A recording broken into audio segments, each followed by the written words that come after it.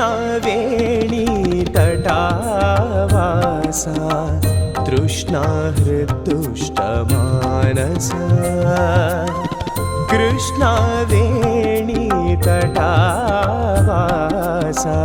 तृष्णाहृदुष्टमानसा त्रासहारि महावीर त्रासहारि महावीर त्राहि मामरेश्वरा त्राहि माम् अमरेश्वरा।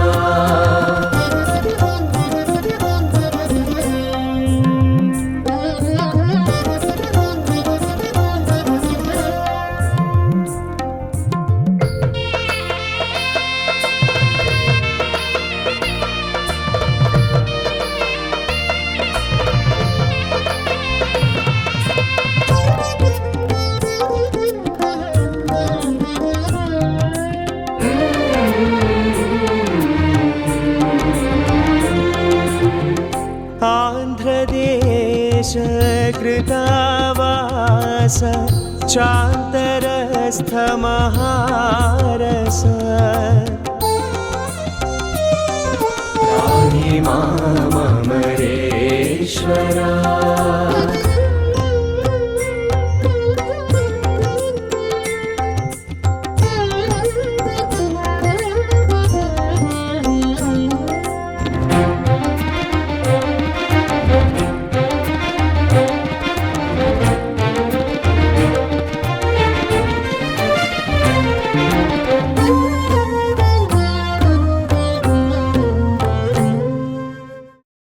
నమస్కారం, వెల్కమ్ టు ఐ డ్రీమ్. మన సంస్కృతి కార్యక్రమానికి స్వాగతం. నేను మీ విజిత.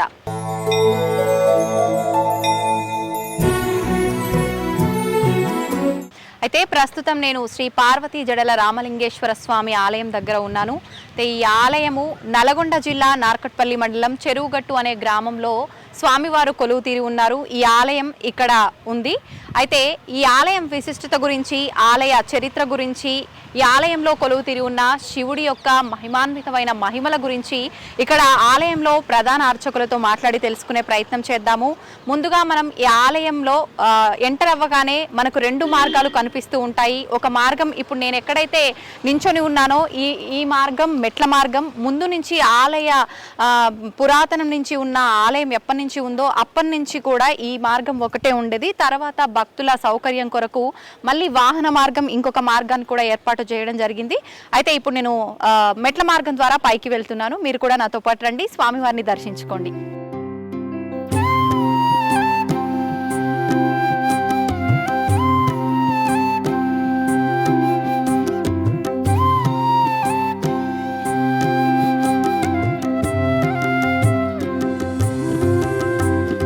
शम्भो महादेव देव शिव शम्भो महादेव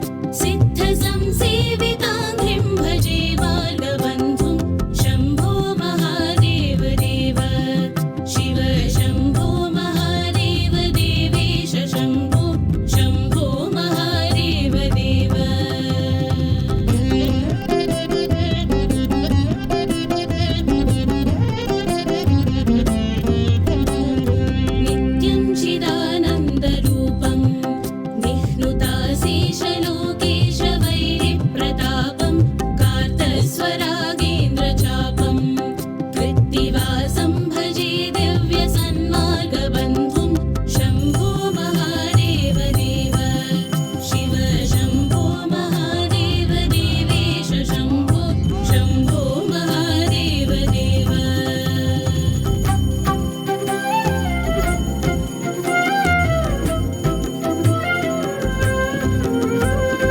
कन्दर्पदर्पघ्नमीशं कालकण्ठं महेशं महाव्योमकेशं कुन्दाभरन्तं सुरेशं कोटिसूर्यप्रकाशं भजे मार्गबन्धुं शम्भो महादेव देव शिव शम्भो महादेव देवेश शम्भो शम्भो महादेव देव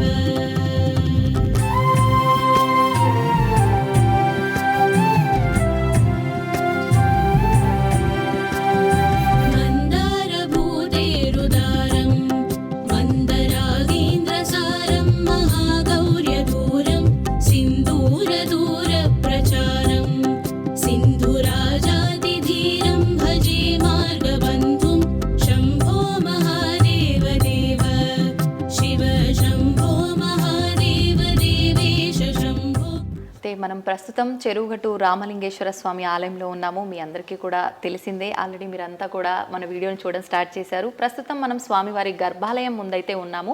అయితే స్వామివారి ఆలయ విశిష్టత గురించి కానీ స్వామివారి మహిమాన్వితమైన మహిమల గురించి కానీ తెలుసుకోవాలి అని అంటే దానికి సంబంధించి తెలిసిన ఒక గొప్ప వ్యక్తి మనతో పాటు ఉంటే కనుక ఆ విషయాలన్నీ కూడా మనందరము చక్కగా తెలుసుకునే అవకాశం ఉంటుంది. అందుకని చెప్పి ఇప్పుడు ఇక్కడ ప్రధాన అర్చకులు ఎవరైతే ఉన్నారో రామలింగేశ్వర శర్మ గారు, ఇప్పుడు వారితో మాట్లాడడం జరిగింది. వారే మనకు ఆలయ విశిష్టత గురించి తెలియజేయడం జరుగుతుంది. ఇప్పుడు వారితో మాట్లాడిద్దాం. నమస్కారం అండి. నమస్కారం. అయితే వింటూ ఉంటాం మామూలుగా చెరువుగట్టు ప్రసిద్ధి గురించి విన్నప్పుడు ఇక్కడ స్వయంభుగా వెలిసిన స్వామివారు అని చెప్పి, నిజంగా స్వయంభుగా వెలిసారా లేదంటే ప్రతిష్ఠించిన లింగమా, ఏంటి ఆలయ విశిష్టత గురించి తెలియజేయండి. ఇక్కడ స్వామివారిని త్రేతాయుగంలో పరశురాముడు ఆయన మనశ్శాంతి కొరకు అనేక స్థలాల్లో ఈ యొక్క స్వామివారి మూర్తిని ప్రతిష్ఠించినటువంటి సందర్భాలు మనకు అనేకం కనిపిస్తూ ఉంటాయి. అదేవిధంగా ఈ క్షేత్రంలో కూడా స్వామివారిని పరశురాముడు ప్రతిష్ఠించి ఒక చిన్న లింగాకారపు మూర్తిని ప్రతిష్ఠించి అనేక సంవత్సరాలు ఆ యొక్క శివుడిని జడల రామలింగేశ్వర స్వామి పేరుతో అనేక సంవత్సరాలు శరీరాన్ని మర్చిపోయి ఆయన తపస్సు చేస్తూ పోతుంటే ఆ యొక్క పరమశివుడు పరశురాముడు తపస్సు మెచ్చినటువంటి పరమశివుడు ఆ లింగాకారంలో ఉద్భవించి ఆ లింగాకారము దినదినము వృద్ధి పొంది ప్రస్తుతం ఉన్నటువంటి అంత పెద్దగా ఆ స్వామివారి మూర్తి పెరిగింది అని చెప్పి చెప్తారు. అయితే ఆ విధంగా ఆ పరశురాముడు తన తపస్సు చాలించి ఒక్కసారి స్వామివారిని దర్శనం చేసుకునేసరికి ఆయనకు మనసులో సందేహం కలిగింది. నేను ప్రతిష్టాపన చేసినటువంటి మూర్తి లింగాకారం చిన్నది కదా, మరి ఇది ఎలా అయింది, ఎలా జరిగింది దీని విషయము అని చెప్పేసి నేను దీన్ని తొలగిస్తాను అని చెప్పేసి ఆయన పరశువు అంటే గండ్రగొడ్డలి, ఆ గండ్రగొడ్డలతో ఆ యొక్క శివుడి యొక్క లింగాకారం పైన ఒక కాటు పెట్టేసరికి కనిపిస్తుంది, ఇతల పక్క కనిపిస్తుంది. ఆ లింగాకారం శిరస్సు మీద ఇలా కాటు ఉంటుందండి, చూడండి కనిపిస్తుంది, అది అటు ఇటు ఉంటుంది మొత్తం. అయితే ఆ విధంగా పరశురాముడు శిరస్సు మీద ఆ పరశువుతో కొట్టేసరికి ఆ శివుడు ప్రత్యక్షమై, పరశురామ ఈ గుహాలయంలో నన్ను ప్రతిష్ఠించి అనేక సంవత్సరములు నా మీద భక్తి శ్రద్ధల చేత తపస్సు చేసినటువంటి నీ పుణ్య విశేషం వల్ల ఈ స్థలంలో నేనే ఆవిర్భవించాను, అందువల్లనే ఈ లింగాకారం వృద్ధి పొందింది, ఇందులో ఉన్నది నేనే అని చెప్పేసి ఆ యొక్క పరమశివుడు పరశురాముడికి చెప్పినట్టుగా ఇక్కడ స్వామివారి స్థల పురాణం. అయితే అందుకు నిదర్శనంగా మనకు ఆ యొక్క స్వామివారి శిరస్సు పై భాగంలో ఒక కాటు కనిపిస్తుంది. ఇకపోతే జడల రామలింగ స్వామి అంటే శివుడికి జడల ఆకృతిని పోలి శిరస్సులో ఉంటుంది, శిరస్సు భాగంలో జడల ఆకృతిని పోలి ఉంటుంది. లింగాకారానికి కూడా వెనక భాగంలో జడల ఆకృతిని పోలి శివలింగం ఉంటుంది.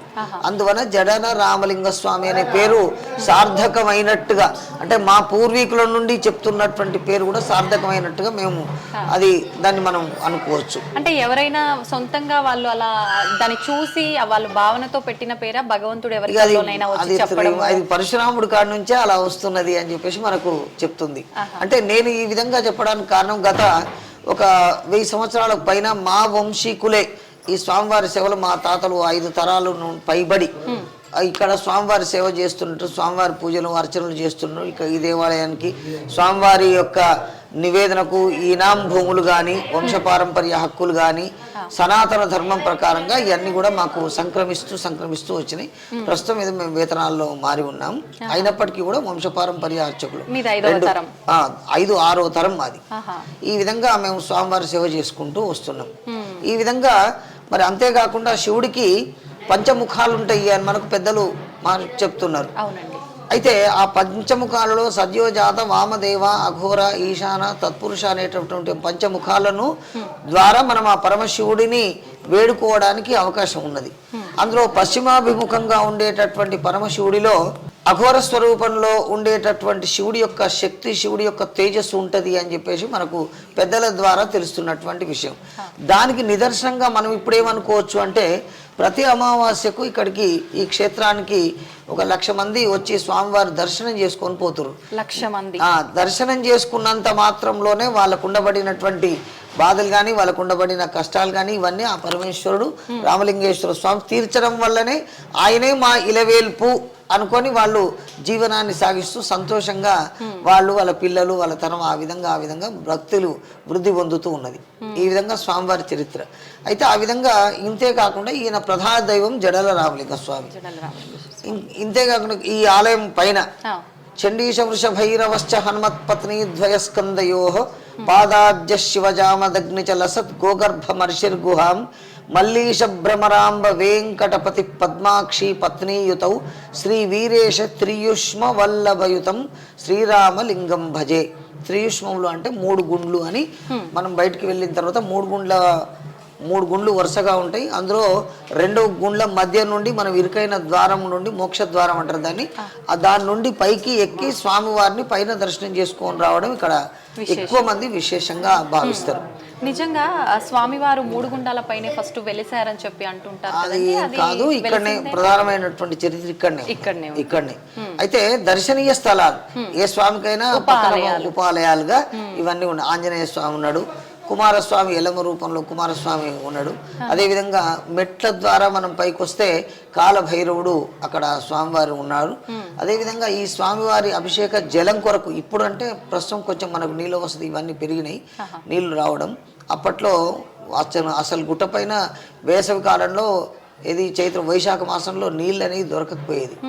అప్పుడు ఆ గోగర్భం అనే ఒక చిన్న కొలను ఉంది. ఆ గోగర్భంలో మాత్రం స్వామివారికి అభిషేకానికి సరిపోయే అన్ని జలం మాత్రం అందులో దొరికేది. ఆ జలంతో స్వామివారి అభిషేకం నివేదన చేసి మేము స్వామివారి అర్చన పూజా కార్యక్రమాలు చేసేది. ఇప్పుడు మీరు చెప్పిన ఆ గోగర్భం ఎక్కడ ఉన్నది? ప్రస్తుతం ఆ గుండం పక్కన ఉన్నది. ఇప్పుడు దాంట్లో వస్తుంటాయా నీళ్లు? ఉన్నాయి, కాకపోతే దానికి అంత సరిగ్గా అనిపించక మనం చేస్తున్నాం. దానికి కూడా ప్రాధాన్యత ఉంది. అంతేకాకుండా ఇంకా అవతల పక్క ఒక మునుల బేలం అనేది కూడా పూర్వంలో ఉండే. మునుల బేలము అంటే అందులో మునులు వాళ్ళు తపస్సు చేసి ఆ శివుడి గురించి తపస్సు చేసుకుంటూ శరీరాలను మొత్తం అందులోనే త్యాగం చేసిండ్రని ఆ ఎముకలు అవన్నీ కూడా ఉండేది ఒక కాలంలో. 50 సంవత్సరాల క్రితం నేను చెప్పే విషయం. అంటే నాకు 57 ఏళ్ళు ఉన్నాయి కాబట్టి 50 ఏళ్ళ క్రితం నుంచి మా పెద్దవాళ్ళు చెప్తుంటే నేను కూడా కొన్ని చూడడం జరిగింది. ఆ విధమైనటువంటి నిదర్శనాలు. గుట్ట పైన మాత్రం అమ్మవారు లేదు, కింద అమ్మవారి దేవాలయం ఉంది. ఎందుకని అమ్మవారు కింద? ఆ మొదటి నుండి అట్లాగే ఉన్నది. ఇక్కడ గుట్ట మీద స్వామివారికి రథసప్తమికి స్వామివారి విశేష కళ్యాణం జరుగుతుంది. అయితే దానికంటే ముందు మకర సంక్రాంతి రోజు ఏదైతే ఉత్తరాయణ పుణ్యకాలం వస్తుందో ఆ సందర్భాన్ని పురస్కరించి నివాళిల రోజు కింద అమ్మవారి అని చెప్పి అమ్మవారి మూర్తులు స్వామివారి మూర్తులు ఊరేగింపు జరుపుకొని గుట్టపైకి రావడం. ఆ తర్వాత రథసప్తమి వరకు ఈ క్షేత్రంలో అమ్మవారు ఇక్కడే ఉంటుంది అని చెప్పేసి దానికి ప్రాధాన్యత. ఆ ఉండి అమ్మవారు ఆ రోజులు కూడా తపస్సు చేస్తుంది శివుడి గురించి. తర్వాత రథసప్తమికి స్వామికి అమ్మవారికి విశేషంగా కళ్యాణం జరుగుతుంది. త్రయోదశి వరకు పంచానిక శైవాగమ ప్రకారంగా కారణాగమంలో చెప్పబడిన విధంగా శైవాగమం ప్రకారంగా 5 రోజులు స్వామివారి పంచానిక దీక్ష చేత స్వామివారి ఉత్సవాలు జరుగుతాయి. ఉత్సవానంతరం మళ్ళీ స్వామి అమ్మవారు చెరువుగట్టు ఎల్లారెడ్డిగూడెం గ్రామాలలో వేయించేపు ఊరేగింపు జరుగుతుంది. తదుపరి మళ్ళీ స్వామివారు ఆలయ ప్రవేశం చేస్తారు ఇక్కడ స్వామివారు. అంతేకాకుండా ప్రతి అమావాస్య కూడా ఇక్కడికి లక్షలాది మంది ఆయన్ను స్వామివారి దర్శనం చేసుకొని పోతూ ఉన్నారు. దర్శనం చేసుకున్నంత మాత్రంలో కూడా వారికి ఆ స్వామి అనుగ్రహం అనేది కలుగుతుంది. ఇది మనకు సనాతన ధర్మంలో చెప్పినట్టుగా ఏదైతే భగవంతుణ్ణి మనం భక్తి శ్రద్ధల చేత నమ్మి ఆయన కైంకర్యాలు చేస్తామో తప్పకుండా ఆయన మన యొక్క కోరిక తీర్చుతాడు అనడానికి మనకు అమావాస్యకు వచ్చేటటువంటి భక్తులే నిదర్శనం. కాబట్టి ఇటువంటి విశేషాలన్నీ కూడా స్వామివారి సన్నిధిలో ఉన్నాయి. ఇప్పుడు సుమారుగా అమావాస్య రోజే 1,00,000 పై చిలుకు మంది వచ్చే అవకాశం ఉంది. ప్రతినిత్యం ఎంత మంది వస్తుంటారు? ప్రతినిత్యం కూడా దాదాపు ఒక 1000-2000 మంది మామూలు రోజులలో వస్తారు. ఇటువంటి పర్వదినాలు ఇటువంటి రోజుల్లో 4,000-5,000 10,000 15,000 20,000 దాకా కూడా మంది వస్తారు. అయితే ముఖ్యంగా రథసప్తమి సమయంలో ఎక్కువ విశేషంగా స్వామివారి పూజలు జరుగుతాయన్నారు కదా, మరి కార్తీక మాసం అంటే కూడా స్వామివారికి ఎంతో కార్తీక మాసంలో కూడా పూజలు జరుగుతాయి. కార్తీక మాసంలో ఉదయం ప్రొద్దున్నే మాన్యాసపూర్వక ఏకాదశి రుద్రాభిషేకము, తర్వాత సహస్రనామార్చనలు, తర్వాత ఆర్జిత సేవలు అంటే భక్తుల కొరకు అభిషేకాలు పూజలు, ఇవన్నీ సాయంకాలము దీపాల కార్యక్రమము, కింద అమ్మవారి దేవాలయంలో ఆకాశ దీపం అని పైన ధ్వజస్తంభానికి ఉంటుంది, అది శిఖరం మీద దీపం, ఇవన్నీ కూడా కార్యక్రమాలన్నీ కూడా శాస్త్ర ప్రకారంగా మేము చేస్తున్నామని ఖచ్చితంగా చేస్తున్నాం. కాబట్టి ఆ భక్తులకు ఆ స్వామి దయ కలుగుతుందని మేము విశ్వసిస్తున్నాం. అది వాస్తవం కూడా. ఎక్కువగా అంటే ఎటువంటి కోరికనైనా నెరవేరుతుందా? కొన్ని ఆలయాల్లో ప్రత్యేకించి సంతానం గురించి అని చెప్పి అలా చెప్తుంటారు కదా, మరి ఇక్కడ స్వామివారి విషయంలో అలా ఏమైనా ఉందా అండి? అయితే ప్రధానంగా మనకు మంత్రంలో వేదంలో ఉండబడినటువంటి నమ్మకంలో ప్రథమో దైవీయో భిషక్ అనేటటువంటి మొదటి వచనంలో ఈ సృష్టికి మొదటి వైద్యుడు పరమేశ్వరుడు అని మనకి ఇప్పుడు కాదు, నమ్మక చమకాలలో మేము పొద్దున్నే చదివే దాంట్లో ఉంటుంది. మరి దానికి నిదర్శనంగా ఇక్కడ నేను ప్రత్యక్షంగా గుట్టపైకి వచ్చి స్వామివారి అభిషేకం చేస్తుంటే ప్రత్యక్షంగా ఆరోగ్యాన్ని బాగుపడ్డ వాళ్ళు ప్రత్యక్షంగా నేను చూసిన, నా అనుభవంలో నేను చూసిన కాబట్టి ఇంత గట్టిగా చెప్పగలను. అదేవిధంగా సంతానం గురించి కూడా కేవలం ఒక 40 రోజు వాళ్ళ భర్త దగ్గర నేను రెండవ పెళ్లి చేసుకుంటాను అనే సందర్భంలో చెరువుగట్టు రామలింగ స్వామి దగ్గరికి పోయి నేను ఒకసారి పూజ చేసి ఒక మండలం పూజ చేసి వస్తా అండి, ఆ తర్వాత దేవుడు దయ లేకపోతే చేసుకుందు అని చెప్పేసి వచ్చి ఖచ్చితంగా చేసినటువంటి వాళ్ళు నాకు తెలిసిన వాళ్ళు ఖచ్చితంగా ఉన్నారు. అంటే 41 రోజులు చేయాలి, 41 రోజు మండల దీక్ష చేసి కఠినంగా చేసిండ్రు వాళ్ళు, వాళ్ళకి తప్పకుండా సంతానం కలిగింది. అదేవిధంగా దీక్షలు ఉంటాయి, ఎలా ఉంటాయి అవి అంటే ప్రొద్దున్నే లేచి 41 చుట్టూ స్వామివారి ఆలయం చుట్టూ ప్రదక్షిణ చేయడం, ఎవరితో మాట్లాడకుండా ఉండడం, వాళ్ళు నియమంగా ఆహారం తీసుకునేది కూడా ఈ నివేదన పెట్టినప్పుడు మాత్రం ఒకటేసారి ఆహారం తీసుకోవడం, కేవలం ఆ తీసుకునే ఆహారం కూడా ఒక పిడికెడు, వాళ్ళు ఈ 3 పిడికిళ్ళ బియ్యం వండుకొని అంత మటుకే తిని అంతే ఉండేది. అంత కఠోరంగా వాళ్ళు చేసిండ్రు. వాళ్ళకి ఆ స్వామివారి దయ అనుగ్రహం కలిగింది. వాళ్ళు సంతోషంగా ఇప్పటికి కూడా వాళ్ళ పిల్లలు మనవాళ్ళు వస్తుంటారు. ఆ విధంగా జరుగుతుంది. అనారోగ్యంతో బాగాలేనటువంటి వాళ్ళు కూడా, అంటే నేను ఎందుకు చెప్తున్నానంటే అనేక రకాలైనటువంటి హాస్పిటల్స్లో మనకున్న అప్పట్లో ఉన్న వాటిల్లో అన్ని ప్రయత్నాలు చేసి ఆ ప్రయత్నాలలో విసుగు చెంది ఇంకా మేమేం చేయలేము, ఇంకా ఇంతే, ఇక భగవంతుని సన్నిధానం చేరుకుంటాం అని ఆ విధంగా తీసుకొచ్చిన వాళ్ళు కూడా వాళ్ళు చక్కగా మళ్ళీ వెళ్ళిపోయారు, మళ్ళీ ఉద్యోగం కూడా చేసుకున్నారు. అటువంటి వాళ్ళు కూడా నాకు ప్రత్యక్షంగా తెలుసు. ఆ తదుపరి ఇంకా నేను కొద్దిగా గొప్ప ఏదో మామూలు చదువుకున్నాను, కానీ ఇంకా తర్వాత నేను కూడా పూర్తిగా విశ్వాసంతో ఆయన్ను సేవ చేయడం, ఆ తర్వాత మా కుటుంబంలో మా పిల్లలు మా 2 వంశాల వాళ్ళు కూడా ఇక్కడ స్వామివారి సేవ చేస్తూ ఆయన అనుగ్రహాన్ని మేము సంతోషంగా ఉన్నాం. స్వామివారి భక్తులు కూడా అందరూ సంతోషంగా ఉన్నారు. అయితే ఇప్పుడు సుమారు 5 నుంచి 6 తరాలుగా మీ వాళ్ళందరూ కూడా చేస్తున్నారు.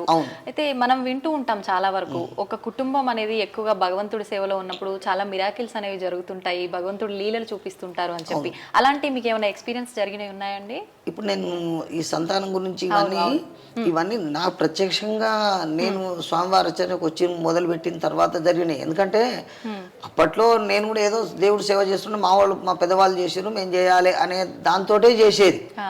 అది నేను ఎంతసేపు మా అన్నయ్య గారికి కళ్ళు లేని అతను 2 కళ్ళు లేకుండా ఆయన చాలా సంవత్సరాలు ఉండేది, ఇప్పుడు లేరు చనిపోయారు. వారి విగ్రహం పెట్టినాం ఎల్లారెడ్డిగూడెం దారిలో. అనేక మంది భక్తులకు ఆయన అనుగ్రహం, ఆయన నమ్మే వాళ్ళు ఉన్నారు.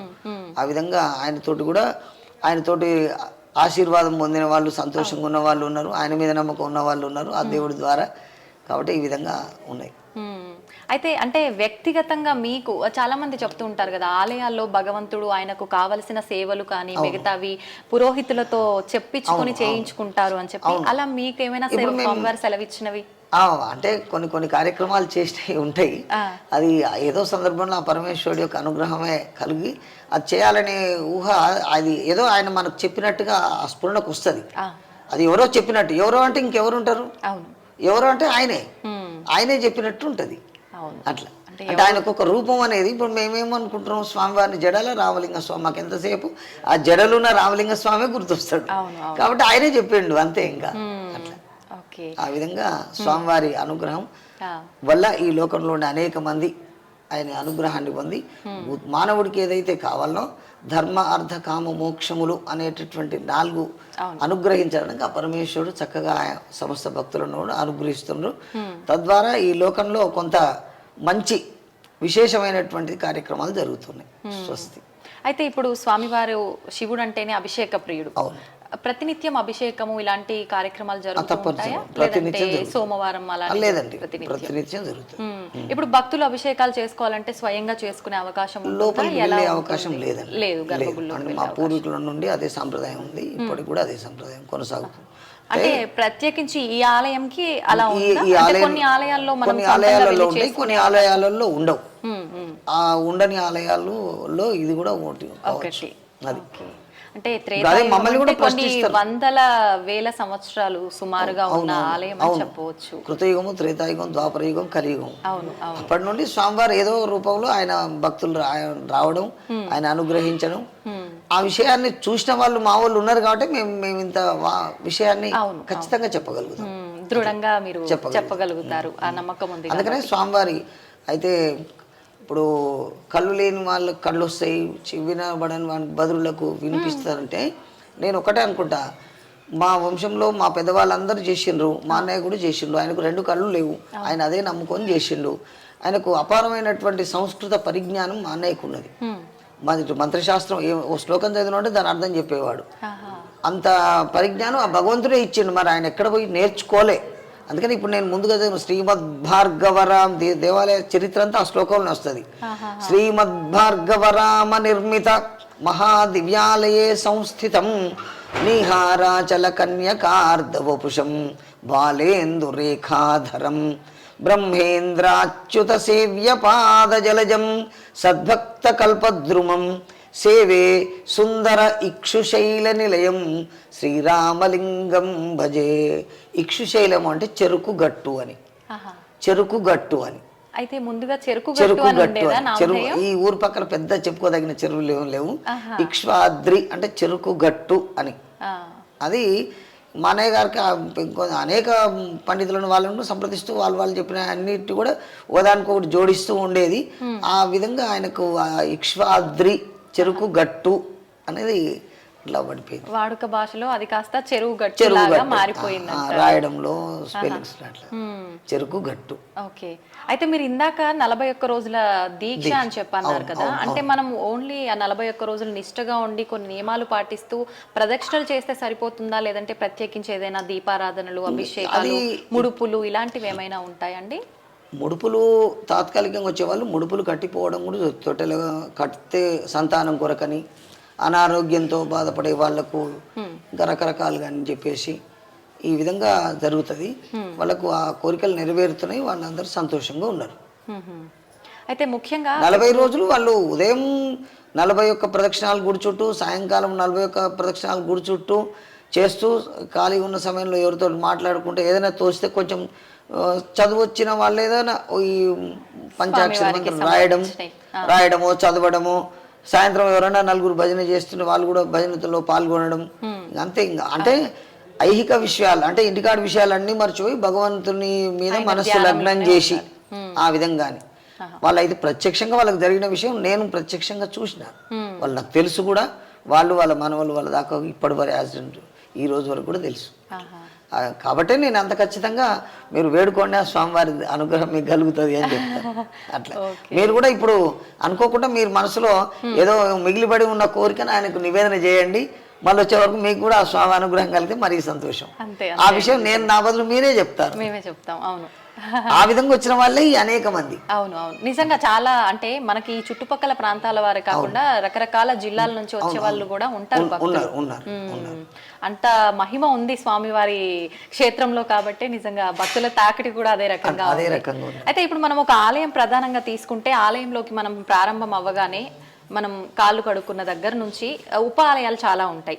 ముందుగా అసలు ఈ ఆలయంలోకి ప్రవేశించగానే మనం ఎవరెవరిని ఒక ప్రణాళిక ప్రకారం దర్శించుకోవాలంటారు? ముందుగా ఇప్పుడు గతంలో ఇప్పుడు రోడ్డు మార్గం మనకు సౌకర్యం రోడ్డు మార్గం వచ్చింది. ఇప్పుడు ముందు కాలభైరవ స్వామి అని చెప్పేసి క్షేత్రపాలకుడు అక్కడ ముందే ఉన్నది.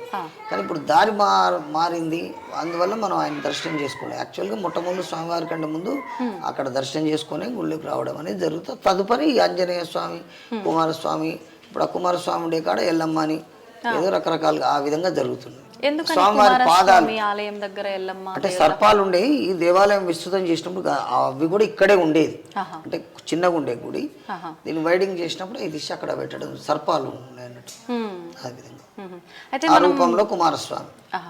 పక్కన చూసుకుంటే మనకు ఇంకా శివలింగాలు కూడా అంటే వాయులింగంగానో ఆత్మలింగంగానో ఏవో లింగాలు ఉన్నాయి కదా, లింగాకారం ఉన్నది. ఇక్కడ అన్నదాన లింగము అని చెప్పేసి దానికి ఆ పేరు ఎందుకు వచ్చిందంటే అప్పట్లో కూడా అనేక మంది భక్తులు వచ్చి వాళ్ళకి ఎంతో కొంత ద్రవ్యం, బియ్యము, కూరగాయలు తీసుకొచ్చి ఇక్కడ వచ్చే భక్తులకు అన్నం వండి ఇక్కడ ప్రత్యక్షంగా వాళ్ళు పెట్టడానికి అవకాశం లేదు కాబట్టి స్వామివారి దగ్గర వాళ్ళు వండింది మేము వండి పెడతాం కదా, కాబట్టి అక్కడ వాళ్ళు నివేదన చేసి భక్తులకు పంచేది. అందుకని అన్నదాన లింగం అని చెప్పి.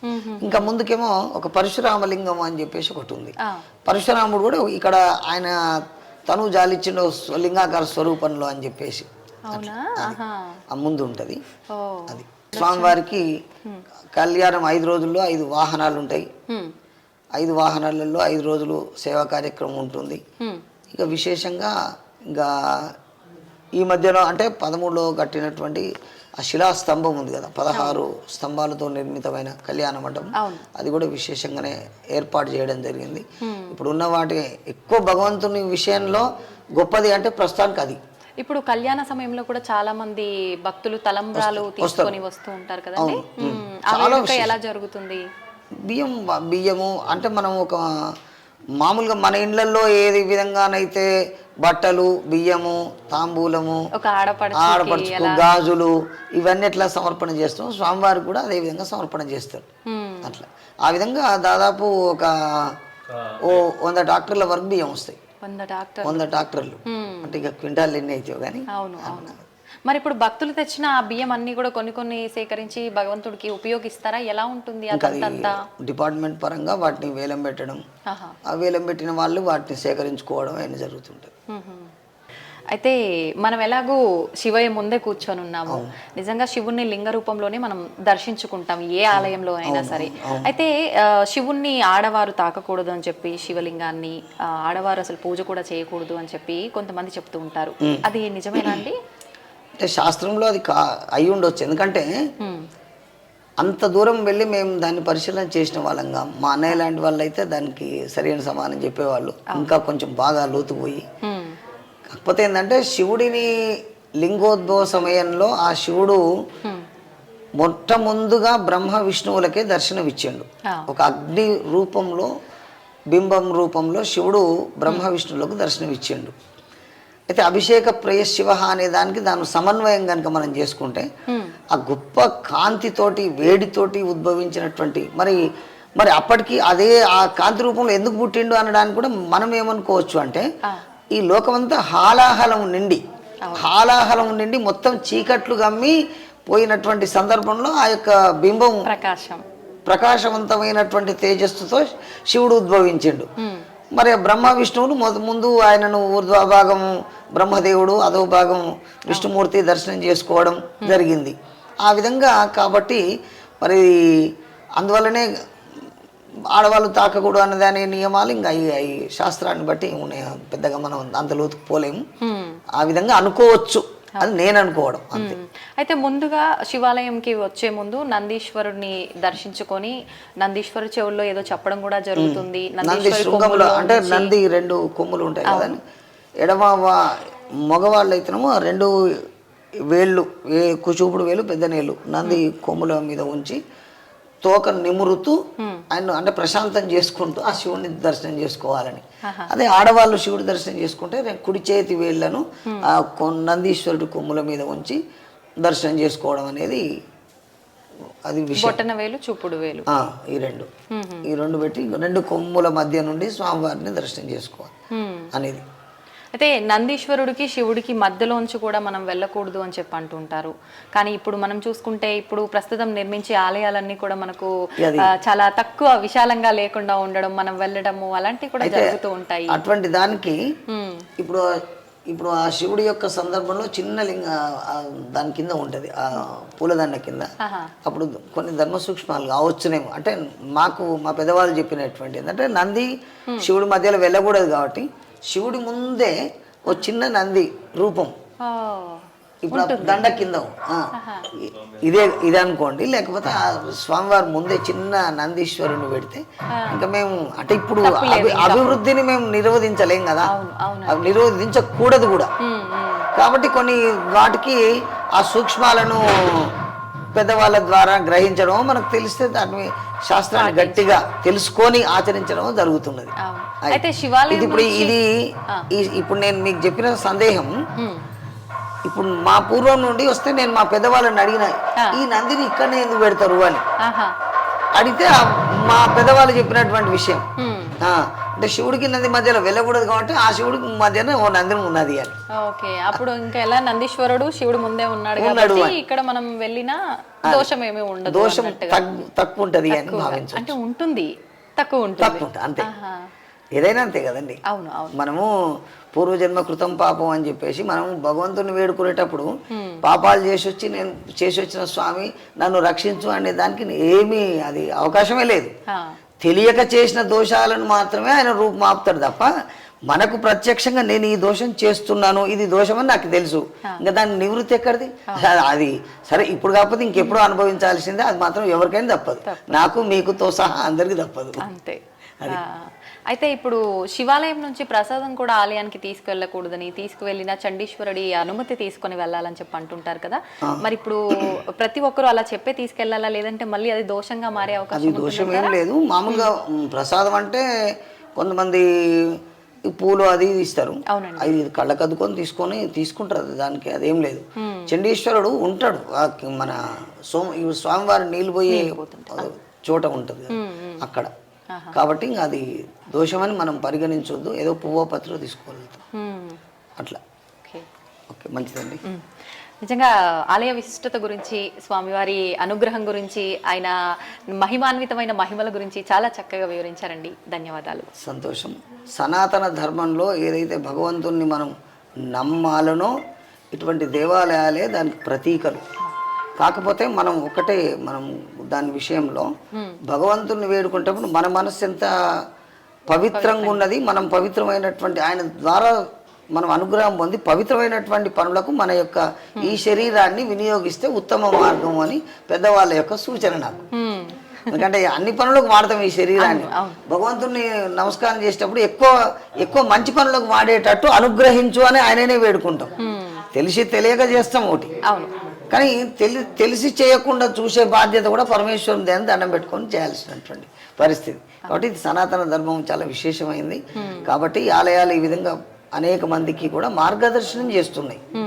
కాబట్టి పూర్వకాలంలో స్వామివారికి వచ్చిన ఆదాయం విద్యా వైద్యానికి వినియోగపడేది, అది మళ్ళీ భగవంతుని యొక్క ఆదాయం మళ్ళీ సమాజంలో అవి ప్రతిబింబించే, సమాజంలో పేదవాడికి అన్నం కానీ, అనారోగ్యంతో ఆరోగ్యంగా లేని వాడికి ఆరోగ్యం అందించడం కానీ, ఇవి కూడా మనకు పురాతనంగా చెప్పినటువంటి పద్ధతుల ద్వారా ఈ దేవాలయానికి వచ్చిన డబ్బును కూడా విద్యా విషయంలో విద్యాలయాలు, ఇప్పుడు ఉదాహరణకు మనం ప్రత్యక్షంగా వెంకటేశ్వర వేద విశ్వవిద్యాలయం ఉంది, అది ఇప్పుడు పెట్టింది కాదు కదండి.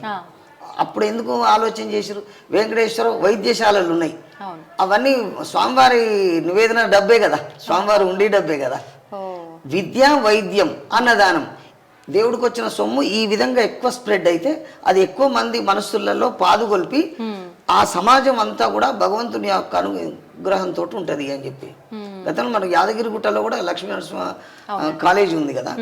సరే, అది ఇప్పుడు మొత్తం ఎవరు పోషిస్తున్నారు అనేది వేరే విషయం. సరే, ఏదో వాళ్ళు కూడా కొంత అయితే చేస్తున్నారు. ఆ విధాన్ని ప్రతి దేవాలయం కూడా విద్య వైద్య అన్నదాన విషయం అన్నదానాలు చేస్తూ ఉన్నాయి. కొంతవరకు ఆ విషయంలో ఫిల్ఫిల్ అవుతుంది అనుకోవచ్చు. కానీ విద్యా వైద్య విషయాలలో కూడా ఆ దేవాలయానికి వచ్చిన డబ్బు మళ్ళీ ప్రజలకు చెందాలి. అప్పుడే అది సంపూర్ణమైనటువంటి అది చెందుతుంది. ఎందుకంటే అనేక బాధలతోటి అనేక కష్టాలతో దేవుడికి మొక్కి చేస్తారు. అదేదో మనం దొరికింది కదా అని తిన్నంత మాత్రం అది మనకు జీర్ణం కాదు. అది మనం ఏది ఉపయోగించినా ధర్మంగా ఉంటేనే కొంతవరకైనా మనం న్యాయం చేసిన వాళ్ళం అవుతాం. ఆ ధర్మము న్యాయమే కనుక లేకపోతే మనం ఏం మనుషులం మర మనుషుల లాగా ఉంటుంది. తర్వాత ఇంకా జరిగాయన్నీ జరుగుతుంటాయి దానికి అంతే. కృతజ్ఞతలండి, చాలా మంచి విషయాలు తెలియజేశారు. నమస్తే. స్వామివారి దర్శనం అయిపోయింది. స్వామివారి దర్శనం తర్వాత మనం ఈ మార్గం గుండా బయటికి వస్తాము. ఇలా వచ్చిన తర్వాత మనకి ఇక్కడ కొబ్బరికాయలు కొట్టే స్థలం ఎడమ వైపున ఉంటుంది. తర్వాత మనకు స్వామివారికి అభిషేకించిన నీళ్లు ఈ మార్గం గుండా బయటికి వస్తూ ఉంటాయి. మనం ఇలా కనుక మెట్ల మార్గంలో పైకి వెళ్తే ఎడమ చేయి వైపున హనుమాన్ దేవాలయం ఉంటుంది.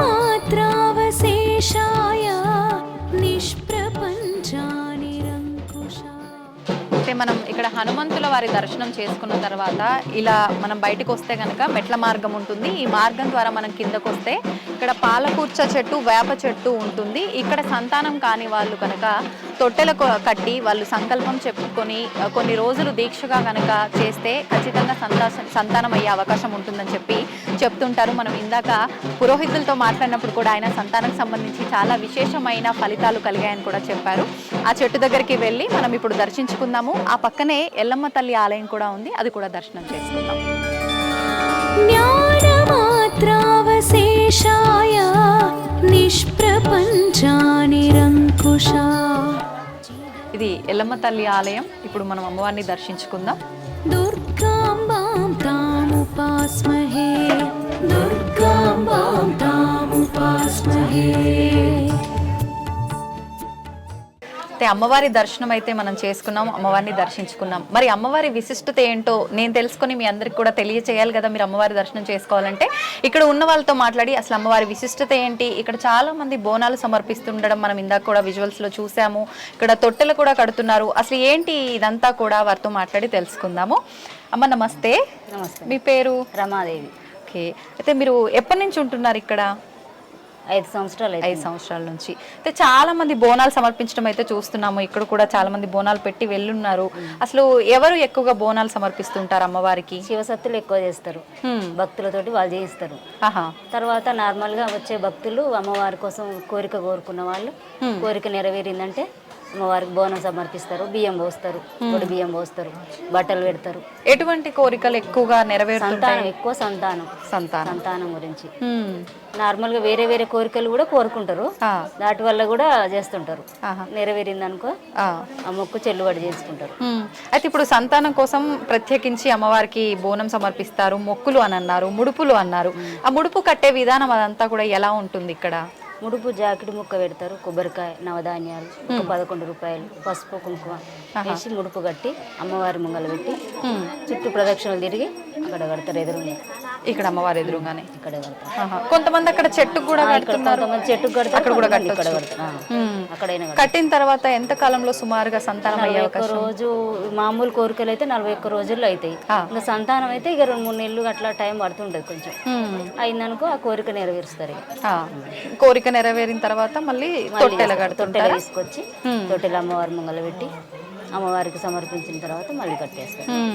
ఇవన్నీ ఇక్కడే దొరుకుతాయమ్మా? ఈ ముడుపు, తొట్టెల ఇవన్నీ పూజా స్టోర్ లో దొరుకుతుంటాయి. అయితే ఈ బోనం సమర్పిస్తున్నారు కదా, ఈ బోనంలో ప్రత్యేకించి ఒక్కొక్క ప్రాంతంలో ఒక్కొక్క రకంగా నివేదన చేస్తారు. లోపల మనం వండే విధానము ప్రత్యేకించి ఏం నివేదన చేస్తుంటారు? ఈ బోనం పాలు పోసి బియ్యం పోసి నైవేద్యం లెక్క వండుతారు. పైన గురిలో పెరుగు పోస్తారు, బెల్లం, సాగ, పైన దీపం. ఓకే, అయితే ఇప్పుడు బోనం ఎత్తుకోవటం అంటే ఎవరికి వాళ్ళు ఎత్తుకుంటాము మేము చేస్తాము అంటే వాళ్ళు చేయొచ్చు, లేదు అని అంటే శివసత్తులతో చేపించుకోవచ్చా? చేయించుకుంటారు. వాళ్ళు ఇక్కడే ఉంటారా? ఇక్కడే ఉంటారు, ఊర్లలో ఉంటారు, రమ్మంటే వస్తారు. పోతాంగా ఒకవేళ ఆరోగ్యం బాగాలేకుంటే వాళ్ళ దగ్గరికి వెళ్తాం, రాండి మేము బోనం చేస్తామంటే అట్లా తీసుకొచ్చుకుంటారు. అయితే ఇప్పుడు ఊర్లలో గ్రామ దేవతలు కూడా బోనాలు సమర్పిస్తుంటారు కదమ్మా, అవి అట్లా ఏమన్నా మనం ఇంట్లో ఎవరికైనా బాగాలేకపోయినా అలాంటి మొక్కులు మొక్కినప్పుడు కూడా అక్కడ సమర్పించలేకపోతే ఇక్కడ వచ్చి సమర్పించొచ్చా? అక్కడే ఉంటాయా? ఇక్కడ మొక్కిన దానికి మాత్రమే ఇక్కడ సమర్పించుకోవాలి. ఓకే, అయితే ఇంకా వడి బియ్యము, చీరలు ఇలా అంటే రెగ్యులర్ గా ఎవరైనా చేసుకోవచ్చా? కోరికలు లేకపోయినా ఏవి ఇబ్బందులు లేని వాళ్ళు జరిగితే చేసుకుంటారు, కోరుకుంటేనే చేసుకోవాలని ఏం లేదు, నార్మల్ గా వాళ్ళకి ఇష్టమే కూడా చేసుకుంటారు. అయితే చాలా మంది అమ్మవారి దగ్గర నుంచి నిమ్మకాయ దండలని చెప్పి ఇంటికి తీసుకెళ్తూ ఉంటారు, అవి దగ్గర పెట్టుకోవాలని చెప్పి. ఎందుకని పెట్టుకోవాలి? రక్ష అమ్మవారిది, అమ్మవారు మనతో ఉన్నట్ట, మనతో పాటు ఉన్నట్టు రక్ష, అమ్మ రక్ష. ఓకే, నిజంగా చాలా మంచి విషయాలు తెలియజేశారమ్మా, నమస్తే. ఇది కాలభైరవ స్వామి ఆలయం. మనం మెట్ల మార్గం ద్వారా గనక పైకి వస్తే మనకు కుడి చేయి వైపున కాలభైరవ స్వామి ఆలయం ఉంటుంది. కానీ ప్రస్తుతం మెట్ల మార్గం ద్వారా వచ్చే వాళ్ళు చాలా తక్కువ మంది ఉంటారు, వాహనాల ద్వారా వచ్చే వాళ్ళే ఉంటారు. మనం ఎలా వచ్చినా కూడా ముందుగా కాళ్ళు కడుక్కున్న తర్వాత స్వామివారిని ముందుగా దర్శించుకున్న తర్వాతనే మిగతా ఆలయ దర్శనం అనేది చేసుకుంటే చాలా మంచి ఫలితం ఉంటుందని చెప్పి చెప్తూ ఉంటారు. అయితే ఆలయంలో కాలభైరవ స్వామి క్షేత్ర పాలకుడుగా ఉన్నారు. అయితే ఇప్పుడు మనం కూడా స్వామివారిని దర్శించుకుందాం. ఇంకెందుకు ఆలస్యం, పదండి. श्रीधान्यवाटिका क्षेत्ररञ्जन अनर्थभञ्जना. ఇది మెట్ల మార్గము, మనం కింద నుంచి మెట్ల మార్గం ద్వారా వస్తుంటాము. చాలా మంది ఇలా బొట్లు పెట్టడం అయితే చూస్తున్నాము. అసలు ఎందుకు ఇలా పెడుతున్నారో వాళ్ళతో అడిగి తెలుసుకుందాం. అమ్మ, మీరు బొట్లు పెట్టడం అయితే నేను ఇందాక నుంచి చూస్తున్నా మెట్లకి, ఎందుకని ఇలా బొట్లు పెడుతున్నారు? ముందు కోరిక కోరుకొని ఇలా పెడతామని దండం పెట్టుకున్నారు. మాకు అనుకున్న కోరిక తీరినాక పెడతాం పసుపు కుంకుమలతో. అలా ఏమైనా సంఖ్య బొట్లు, 3 బొట్లు అట్లా ఏమైనా బొట్లు కూడా లెక్క చూసుకోవాలా? ఏం లేదు, మంది మొక్కు తీరు ఇట్లా మొక్కుకుంటే 4 పెడతారు, 5 పెడతారు, కొంతమంది 5 పెడతారు, కొంతమంది 11 పెడతారు, కొంతమంది 3 పెడతారు. అంటే ఎవరు మొక్కుకుంటే వాళ్ళే పెట్టాలా? మనకు సహాయం చేయడానికి ఎవరైనా ఉండొచ్చా? ఎవరైనా సాయం చేసుకో. ఇప్పుడు మొక్కుకున్నది మేము సాయం చేస్తున్నాం. తానెవరు? నా కూతురు. ఏం మొక్కుకున్నారు? నా కూతురు పుట్టాలని మొక్కుకున్నాం, సంతానం కోసం. పెడుతుంది. మొక్కుకున్నాక ఎంత కాలానికి మీకు సంతానం అయింది? ఏమంటే కడుపుతో ఉన్నప్పుడు కూతురు పుట్టాలని మొక్కుకున్నాం. ఓ, కూతురు కావాలని చెప్పి 2 కొడుకులు ఫస్ట్ కూతురు పుట్టాలని మొక్కుకున్నా, పుట్టింది. ఓకే, అలా 3 కొడుకులు పుట్టారు కాబట్టి నాకు కూడా 3 పుడతారు, కూతురు కావాలని మొక్కుకున్నాం. కానీ చాలా తక్కువ మంది ఉంటారు కదా అమ్మాయి కావాలని ఇలా కోరిక నెరవేర్చుకునేటోళ్ళు. మీ పేరేంటి? భాగ్యలక్ష్మి. థ్యాంక్ యూ అండి, thank you very much. Thank you అమ్మా.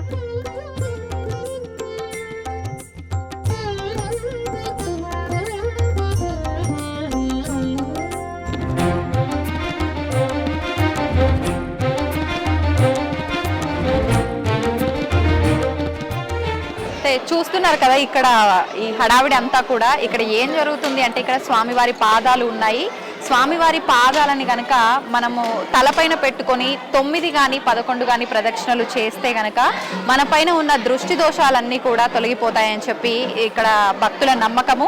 అయితే చాలా మంది అమావాస్య రోజు ప్రత్యేకించి ఏదైనా నరదిష్టి లేదంటే నెగిటివ్ ఎనర్జీకి సంబంధించిన ఏదైనా దోషాలు ఉన్న వాళ్ళు ఇక్కడ పడుకొని కూడా స్వామివారి పాదాలన్నీ కూడా బాడీ పైన పెట్టుకొని అలా కొంత సమయం పాటు ఉండి వెళ్ళిపోయే వాళ్ళు ఉంటుంటారు. చాలా మంది పాదాలతో అక్కడ ఉన్న వాళ్ళతో అలా దిష్టి తీపించుకొని ఒక 3 దెబ్బలు కనుక అలా కొట్టించుకుంటే మన పైన ఉన్న దుష్ట శక్తులన్నీ కూడా పోతాయని చెప్పి, దృష్టి కూడా పోతుందని చెప్పి నమ్ముతూ ఉంటారు. అయితే ఈ తంతు అంతా కూడా మీరు కూడా చూసేయండి.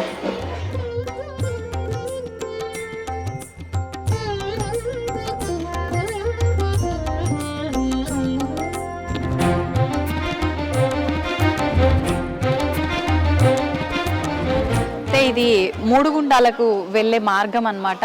పైన మనం చూస్తే కనుక పైన 3 గుండాల పైన కూడా స్వామివారు ఉన్నారు. అయితే ఇక్కడ నిజంగా స్వామివారి సత్యం అనేది ఇక్కడే తెలుస్తుందని చెప్పి భక్తులంతా కూడా చాలా వరకు నమ్ముతుంటారు.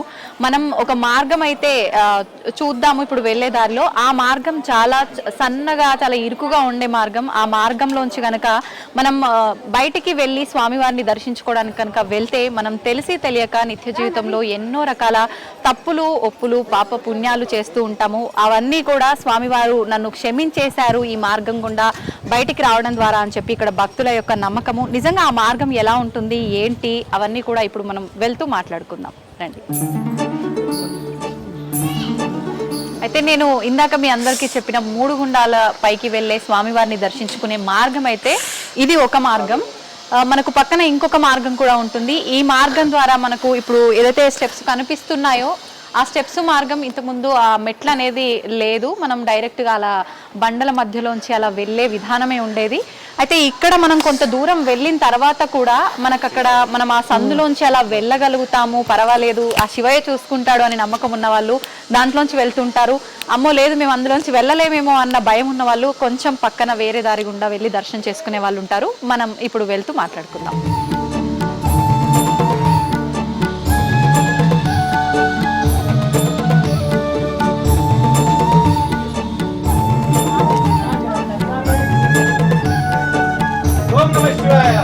ఓం నమ శివాయ.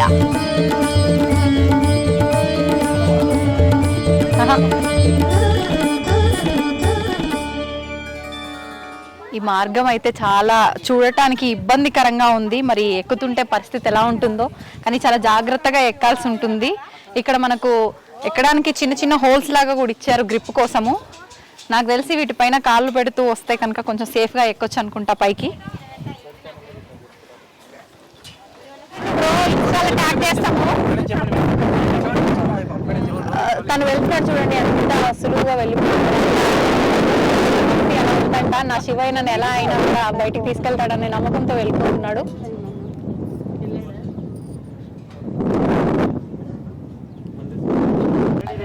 అయితే ఫైనల్ గా మనం 3 గుండాల పైకి అయితే చేరుకున్నాము. ఇక్కడ నుంచి చూస్తే నిజంగా ఎంత ప్రశాంతంగా చక్కగా పొలాలు అంత గ్రీనరీ చాలా బాగుంది ప్రకృతి అంతా కూడా. ఇప్పుడు మనం ఎలాగో పైకి వచ్చేసాము, స్వామివారిని దర్శించుకుందాము. అయితే 3 గుండాల మనం ఇందాక ఏదైతే ఆ మార్గం చూసామో అక్కడ నుంచి రాలేని వారు ఇలా మెట్ల మార్గం ద్వారా వస్తూ ఉంటారు.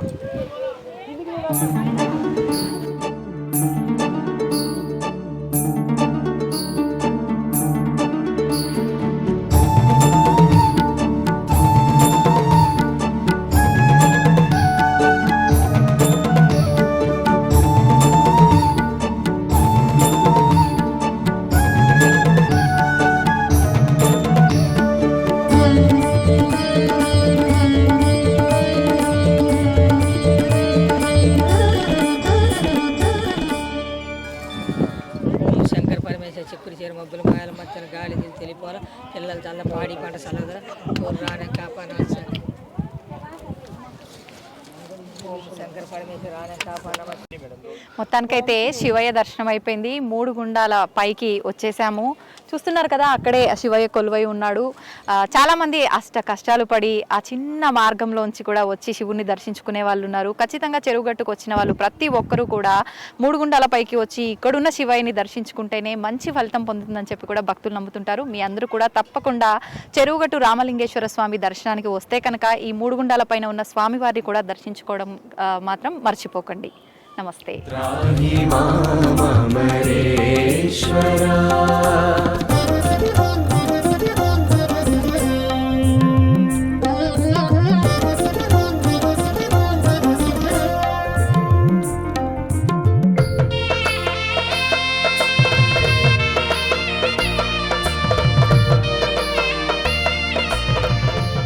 మనం కొండపైన స్వామివారిని దర్శించుకున్నాము. ఆలయం అంతా కూడా తిరిగి చూసాము. స్వామివారి మహిమల గురించి కూడా మాట్లాడుకున్నాము. అన్ని వివరంగా తెలుసుకున్నాము.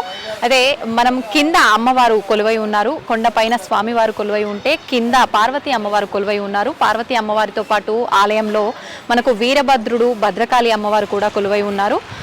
అయితే ఇక్కడ ప్రత్యేకించి అమ్మవారి ఆలయం ముందర వాహనాలకు సంబంధించిన పూజలు ఎక్కువగా జరుగుతుంటాయి. ఈ ఆలయంలో అమ్మవారిని గనక మనం సంతానం లేని వారు కానీ ఎటువంటి కోరికలైనా ఉన్నవారు ఎక్కువగా కోరికలు చాలా కాలం పాటు కోరికలు నెరవేరకుండా ఉండి బాధపడే వాళ్ళు, అలాంటి వాళ్ళు ఇక్కడ అమ్మవారికి నమస్కారం చేసుకొని మనం పలానా మొక్కు చెల్లించుకుంటామని చెప్పి కనుక మనం కోరిక సంకల్పం చెప్పుకుంటే అతి తొందరలో కోరిక నెరవేరుతుంది. ముఖ్యంగా సంతానానికి సంబంధించిన కోరికలు మనం కోడని కడతాము అని చెప్పి కనుక నమస్కారం చేసుకుంటే మనం మొక్కుకున్న కొన్ని రోజుల్లోనే సంతానం కలిగి పిల్లలు పుట్టిన వాళ్ళు కూడా చాలా మంది ఉన్నారు. అలా పిల్లలు పుట్టిన తర్వాత ఆ కోడని కనుక మనం మొక్కుకున్న ప్రకారంగా తీసుకొచ్చి కట్టి ఆ కోరికని మొక్కుని తీర్చుకుంటారు.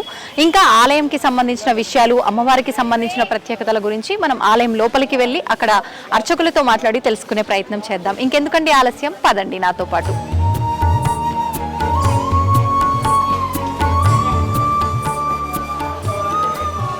ప్రస్తుతం మామిళ్ళపల్లి రాంబాబు శర్మ గారు మనతో పాటు ఉన్నారు. అమ్మవారి ఆలయంలో పురోహితులు. వారితో మాట్లాడి అమ్మవారి ఆలయం యొక్క విశిష్టత గురించి, ఇక్కడ నిజంగా భక్తులు ఎటువంటి కోరికలతో వస్తుంటారు, ఎటువంటి కోరికలు నెరవేరుతుంటాయో అడిగి తెలుసుకుందాం. నమస్కారం అండి. రాంబాబు గారు, మనం చూస్తూ ఉంటాం ఏ క్షేత్రానికి వెళ్ళినా కూడా అమ్మవారు అయ్యవారు అందరూ పక్క పక్కనే ఉంటారు. కానీ ఇక్కడ చూస్తే కనుక గుట్టపైన స్వామివారు ఉంటారు, కింద అమ్మవారు కొలువై ఉన్నారు. ఎందుకనండి, కారణం ఏదైనా ఉందా? పూర్వము త్రేతాయుగంలో పరశురాముడు ప్రతిష్ఠాపించిన స్వామి ఆలయంలో పైన స్వామివారి యొక్క వారిని స్వామి యొక్క ప్రతిష్టాపన జరిగింది. అది ఒక గ్రామంలో కూడా దేవాలయం అని చెప్పేసి మన యొక్క అందరి యొక్క సహకారంతో కింద అమ్మవారి దేవాలయము, స్వామివారు మరి యొక్క వీరభద్ర భద్రకాలు కూడా ఆలయాన్ని కింద ఒక 400 సంవత్సరాల క్రితం ప్రతిష్టాపన చేయడం జరిగింది. అయితే ఇక్కడ మనం చూస్తుంటే కనుక కోడలు కనిపిస్తున్నాయి. ఏంటండి ఇదేందుకని? ఇక్కడ అన్ని దేవాలయాల్లో అమ్మవారి దేవాలయంలో వడిబియ్యం పోసుకుంటూ అమ్మవారికి కుంకుమార్చనలు ఎక్కువ చేసి పూజలు జరుగుతారు. కానీ చెరుగట్టు క్షేత్రం అందు స్వామివారికి పైన అభిషేకాలు అర్చనలు ఏమేమి జరుగుతాయి, కింద అమ్మవారికి సంతానం లేని వాళ్ళు ఎక్కువగా ఈ యొక్క కోడలను కట్టి మొక్కుకొని మా ఇంటి దగ్గర చిన్న చిన్న లేగదూడల్ని సాది చాలా పెద్దగా అయిన తర్వాత తీసుకొచ్చి అమ్మవారికి ఇక్కడ సమర్పణ చేస్తారు. ఇక్కడ అక్కడ దూరం తెలియని వాళ్ళు కూడా ఇక్కడ కోడలు దొరుకుతాయి. ఇక్కడనే వాళ్ళకి కట్టేసి ఒక మోడల్ని వాళ్ళ యొక్క కోరికలు తీర్చుకుంటారు అన్నమాట. ఇక్కడ కోడలను కట్టేసి ఆ యొక్క అమ్మవారికి కోడలను కట్టేసి సంతానమైన పిల్లల్ని కలిగినందుకు ఆ సంతోషంతో కోడలను కట్టేసి తర్వాత అమ్మవారికి ఒడిబియ్యం పోసి ఆ యొక్క చల్లని తల్లి అమ్మవారిని చల్లగా చూడమని ఆ భక్తులు ఇక్కడ కోరుకుంటారు ఎక్కువ. ఇక్కడ అంటే ముందుగా సంతానం ఎక్కువగా ఆలస్యమైన వారు మొక్కుకున్న తర్వాత కోరిక నెరవేరిన తర్వాత కోడని కట్టడం ముందు కోరిక కోరుకుంటారు. ఆ కోరిక తీరిన తర్వాత వచ్చేసి కోడని కట్టేసి వెళ్తుంటారు ఎక్కువ భక్తులు. ఓన్లీ ఒక సంతానం కోసమేనా అండి, ఇంకా వేరే కోరికల గురించి? ఎక్కువ శాతం పిల్లల సంతానంకి మాకు కోడే కావాలంటే ఈ యొక్క మన భాష కోడే అంటే ఎవరు, అబ్బాయి. ఆ కోరిక కావాలని చెప్పి ఎక్కువ కోడలను కడతారు ఇక్కడ. అంటే ఇలా మొక్కుకుంటే ఖచ్చితంగా అబ్బాయి పుడతాడా? 99% 100% కోరిక ఖచ్చితంగా పిల్లలు పుడతారు ఇక్కడ. అందుకు సాక్ష్యమే ఇక్కడ కోడి పూజలు ఎక్కువ వస్తుంటాయి అనమాట. ఇక్కడ బాగా కడతారు. ఇక్కడ ఇంటి దగ్గర సాది కూడా తీసుకొచ్చి ఇక్కడ కడతారు. ఇక దీంతో పాటు కొంతమంది లేని వాళ్ళు కొంతమంది గొర్రెపడేళ్ళు మేక పిల్లలు కూడా కొట్టేసి అమ్మవారికి సమర్పించేసి వెళ్తుంటారు ఇక్కడ. అవి కూడా సంతోషం అండి, చాలా చక్కగా వివరించారు. ధన్యవాదాలు.